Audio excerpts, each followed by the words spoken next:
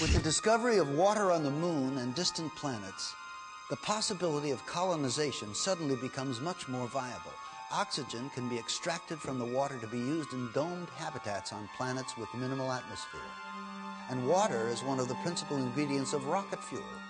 This find increases the possibility of unlimited treks across the stars.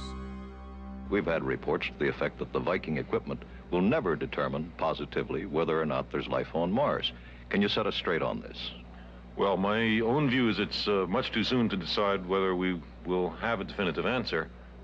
It may be that there is an exotic biology on Mars. It may be that there's an exotic chemistry which looks a little bit like biology. There's a number of experiments to be done. They might decide the issue, they might not.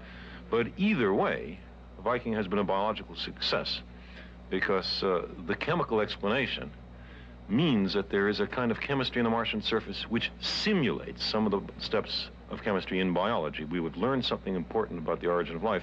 In October 1988, the Soviet Union sends two unmanned spacecraft, Phobos 1 and 2, named for one of the Martian moons, to study the red planet. Phobos 1 is lost while on its way to Mars. But Phobos 2 arrives to orbit Mars and immediately sends images back to Earth. On March 1, 1989, pictures of this unusual grid are received. The grid, here in the upper right, is shot both in the optical range and in the infrared range. Later, they are merged into this composite overlay. On March 26th, Phobos 2 sends these images to Earth, taken just south of the equator. An unexplained elliptical shape appears.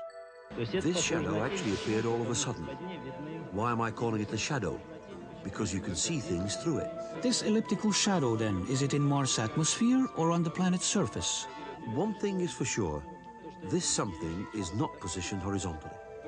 Well, to me it looks like a rocket taking off from the surface of Mars and leaving a trail behind. Well, if you'd want to fantasize, it could be interpreted that way too. Now we think we ought to look at the real circumstances that have caused that trail, even though they haven't yet been fully clarified. That's more likely to be the shadow of some object, since surface elements can be seen through it.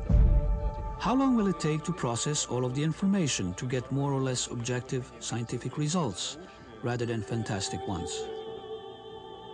Come back in a week. 1 week later, no details are given. Then, unexpectedly, this report. Last year, the Soviets launched 2 spacecraft to the planet, both named after the Martian moon, Phobos. Their mission was to photograph Mars and land probes on its moon. One was accidentally switched off by a mission operator. But the second reached Mars and transmitted pictures that are still puzzling Soviet scientists. As it swung over the equator, it took pictures from a height of 6,000 kilometers. This is an infrared photograph. It shows differences in temperature. The dark patches are colder. This section covers 600 kilometers. It shows objects down to the size of 2 kilometers. It's the most detailed infrared picture of the planet's surface. We have some very, very thin lines on the surface of Mars in the infrared, which means it's heat. It's not visible, it's heat. You can see it through clouds if you want to. These have a resolution, these have a width, I would guess, of 3 or 4 kilometers wide. Now, in answer to the question of what it is, I certainly don't know. The Russians aren't telling us. Scientists are also puzzled by this shadow pictured on the surface of Mars by both optical and heat-seeking cameras. They're convinced it's a shadow because they can see objects on the surface beneath. But a shadow of what? Finally, there's the mystery of the vanishing spacecraft. The Russians have yet to release the last picture transmitted by Phobos before it lost contact with ground control. But the Russians have said that it shows an object coming towards the spacecraft, an object which, in their words, should not have been there. The spacecraft was circling Mars, coming into the same orbit as the moons of Mars.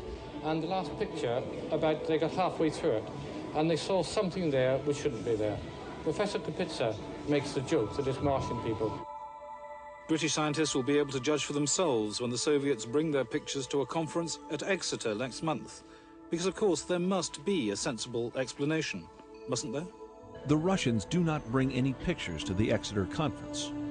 How does the Russian Space Agency explain the spacecraft's destruction or disappearance? It does take a minimum of precision criteria to obtain on the image these spots, which some would like to call flying saucers. that appeared within the visual field of the infrared range. It must be pointed out that the flying saucer version is not ours. Actually, at first we were saying that there was no flying saucer, that surely all that we saw could be explained in understandable, natural and physical terms. One possibility could easily be that a small meteorite, a small bit of rock, was in the same orbit of Phobos and hit it. In an exclusive interview conducted in October 1990 in Moscow, Professor Lev Mukin of the Soviet Space Research Institute discredits the meteorite theory. There were attempts to hypothesize that there had been a collision between the space probe, which was then orbiting Mars in alignment with the orbit of Mars' moonlet, and strands of dust surrounding the moon Phobos itself. But some fairly accurate computations made by several organizations, and by our institute as well, have shown that this assumption is totally baseless. If not meteorite or debris, then what could possibly explain the mishap? A long silence follows. Then in December 1991, Marina Popovich, former cosmonaut trainee and retired Air Force colonel, holds a surprise press conference at the Russian consulate in San Francisco.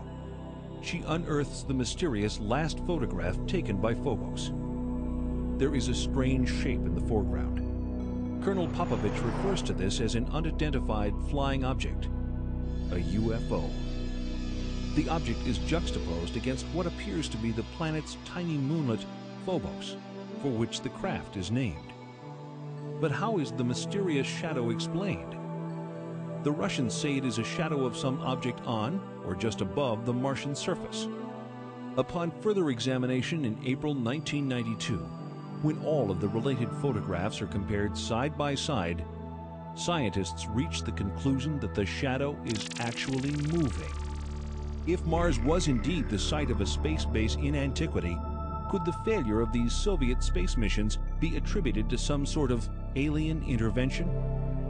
Could the ancient space base have been reactivated?